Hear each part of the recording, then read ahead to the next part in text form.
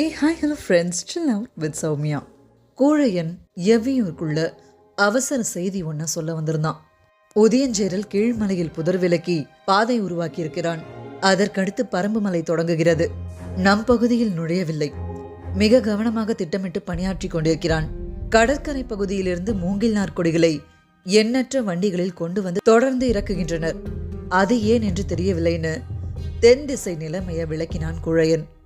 பாரியோட தேக்கன், வேட்டூர் பழையன், முடியன்னு எல்லாரும் இருந்தாங்க.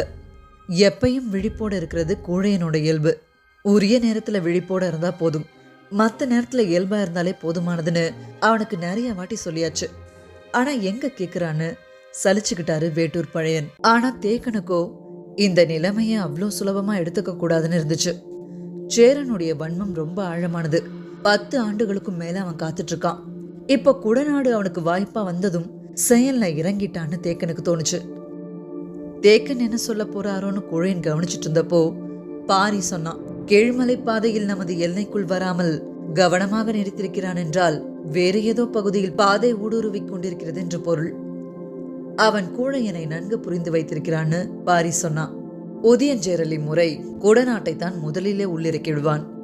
நம்மீது கொண்டுள்ள பகையால் நடக்கும் இப்போரில் அவனது முதல் தந்திரம் சக கூட்டாளியை காவு கொடுப்பதுன்னும் சொல்லிட்டு இருந்தான். உதயஞ்சேரல் எப்படி யோசிப்பான்றத நல்லா தெரிஞ்சவன் பாரி.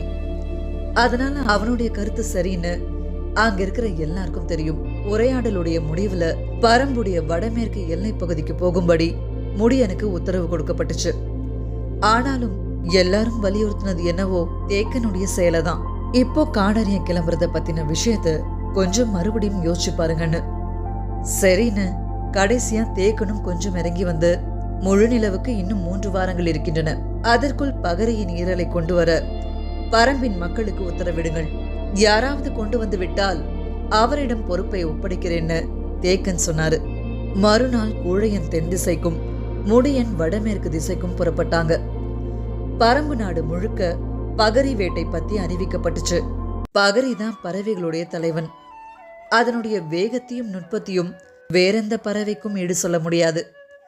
மற்ற பறவைங்க பல நாட்கள் அடக்காத்து உடற் சூட்ட முட்டைக்கு இறக்கி குஞ்சு பொறிக்கும். ஆனா பகரி அப்படி இல்லை.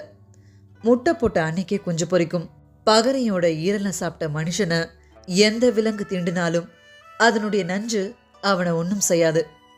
சில நேரம் தீண்டின விலங்கு கூட பாதிப்புக்குள்ளாகும். ஆனா பகரிய கண்ணில் பார்க்கறதும் அதை அடிச்சு வேட்டையாடுறதும் எளிமையான விஷயம் இல்லை. பகரியோட ஈரலை சாப்பிட்டவன் தான் எவ்வியூருடைய தேக்கனாகிறான். கொடிய பாம்புகளாலும் பூச்சிகளாலும் செடி கொடிகளுடைய சுனைகளாலும் எந்தவித பாதிப்பும் ஏற்படாத மனுஷனே காடறியன ஆசானா செயல்பட முடியும். அவனை நம்பிதான் பரம்புடைய பிள்ளைகளை காட்டுக்குள்ள அனுப்ப முடியும். இல்லைன்னா அந்த அடர் காட்டுக்குள்ள என்ன நடக்கும்னே அனுமானிக்கவே முடியாது. அதனால பகரிய தேடி பரம்புடைய கண்கள் வானமெங்கும் பறந்துட்டு இருக்க நாட்கள் அப்படியே நகர்ந்துச்சு. அடர் மழை கொட்டி தேக்க பகர் பொழுது குறுகியதா இருந்துச்சு. அதுல பகரிய மாதிரின வீறு கொண்ட ஒரு பறவைய பாக்குறதே பெருசு. இதுல எங்க வேட்டையாட? பரம்பு மலையோட எல்லா முகடுகள்லையும் மக்கள் ஏறி இறங்கினாங்க. தன் இயல்புல தானா கண்ணில் படும் ஒரு பறவைய தனிச்சு வேட்டையாடி பிடிக்கிற அளவுக்கு மனுஷனுடைய கைக்குள்ள இயற்கை சுருங்கிடல.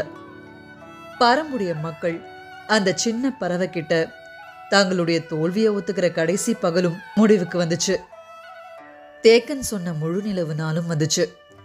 வேட்டூர் பழையன் செய்திக்காக முன்னிரவு வர காத்துட்டு இருந்தாரு. எங்க இருந்தும் செய்தி வரல. பகரி அகப்படலன்னு முடிவாச்சு.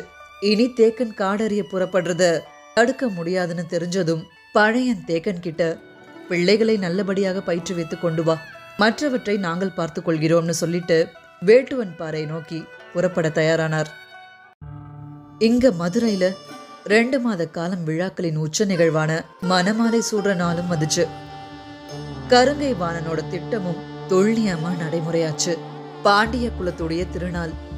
இன்னைக்கு பாண்டிய பேரரசர் முன்னாடி சொல்லப்படுற முதல் செய்தியா இது இருக்கணும்னு அதிகாலையிலேயே பேரரசரை பார்க்க தளபதி கருங்கை வாணன் வந்திருந்தான்.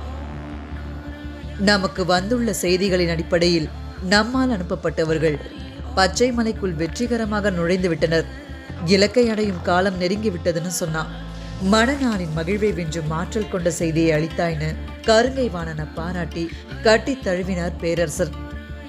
பொதிய வெப்பனுக்கும் திசைவேழருக்கும் சொல்கடல் முதுவனுக்கும் கூட தெரிவித்துவிடு, மணவிழாவின் மகிழ்வு எல்லையற்றதாய் பெருகட்டும்னு அரசர் சொல்ல அங்கிருந்து வணங்கி விடை பெற்றான் கருங்கைவாணன்.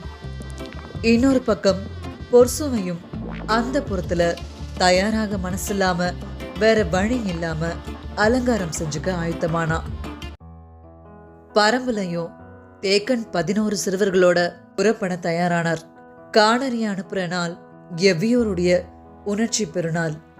குலவை ஒலியால காடே கிடுகிடுக்கும். குலநாகினிகள் முன்னாடி வந்து சிறுவர்கள் உட்கார்ந்தாங்க. வயசுல மூத்தவனான கீதானி முன்னாடி இருந்தான். அவனை அடுத்து குறுங்கட்டி, முடிநாகன், அவுதி, மடுவன், இளமண்ணு வரிசையா இருந்தாங்க. வயசுல ரொம்ப சின்னவன் அலவன் தான். ஆனாலும் அவனுடைய வேகம் இணை சொல்ல முடியாது. எல்லாருக்கும் குலநாகினி பச்சிலை கொடுத்தா. குடிச்சு முடிச்சாங்க. அதுக்கப்புறம் கீதானிய உள்ள கூட்டிட்டு போனாங்க. குலநாகினி சிறு குடுவை ஒன்ன எடுத்தா. அதுக்குள்ள ஏதோ கெட்டியான வடிவுல இருந்துச்சு. மலைவேம்புடைய இலைய பறிச்சு வச்சிருந்தாங்க. அந்த இலைய குடுவைக்குள்ள நுழைச்சா. அதனுடைய சாறு இலையில படிய அந்த இலைய கையில எடுத்தா. கீதானிய நாக்க நீட்ட சொல்லி அந்த இலைய சாரோட எடுத்து கண்ணிமைக்கிற நேரத்துல அடிநாக்குல வச்சு 2 கையாலும் வாயை இழுத்து மூடி பிடிச்சுக்கிட்டா. அவன் பல்ல கடிச்சு துடிச்சு துள்ளுனான். ஏதோ செஞ்சு பார்த்தான். சின்ன சத்தம் கூட வெளிவராத அளவுக்கு வாய் தாடைய அடைச்சு அமைக்கிருந்தா குலநாகினி. வெளியே நின்றுட்டு இருந்த மத்த பிள்ளைங்களுக்கு உள்ள ஒருத்தன் தொடியா துடிக்கிறது கொஞ்சமும் தெரியாது. இலையோட உள்ள வைக்கப்படுற சாறு என்னன்னு குலநாகினிகள் வெளியே சொல்றதில்ல. அந்த சாறு கசிஞ்சு உணவு குழல் முழுக்க இறங்குற வர அவங்களுடைய கைகளின் பிடி தளர்த்தப்படுறதில்ல. நாக்குடைய சுவை நரம்புகள் முழுக்க நஞ்சு கசப்புடைய சாறு உள்ள இறங்கினதுக்கு அப்புறம்தான் அவன் வாய் திறந்து மூச்சு விட அனுமதிக்கப்படுறான். நரம்புகள்ல தேங்கின கசப்பு நீங்க மாதங்கள் ஆகும்.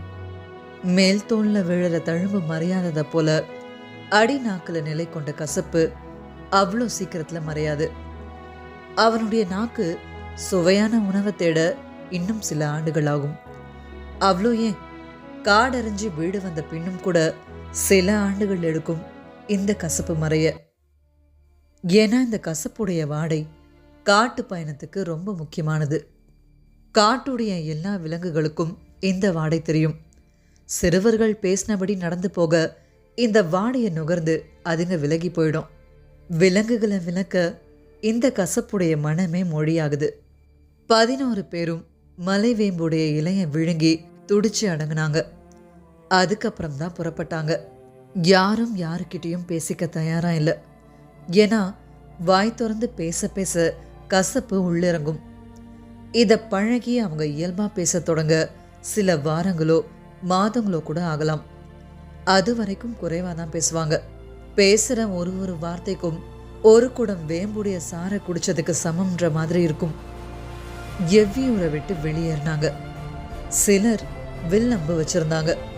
சிலர் ஈட்டியை ஏந்தி பிடிச்சிருந்தாங்க. சிலர்கிட்ட கவன் கல் இருந்துச்சு. ஆனா இதெல்லாம் தொடக்க நிலைக்கு தான். இதுக்கப்புறம் அவங்க பயன்படுத்த வேண்டிய வலிமை மிகுந்த ஆயுதங்களை இனி காட்டுல அவங்களே உருவாக்கிப்பாங்க. தேக்கன் வழக்கம் போல தனக்கான ஆயுதத்தை வீட்டுல இருந்து எடுத்துட்டு வந்தாரு. அது பன்றியுடைய கடவாய் கொம்பு.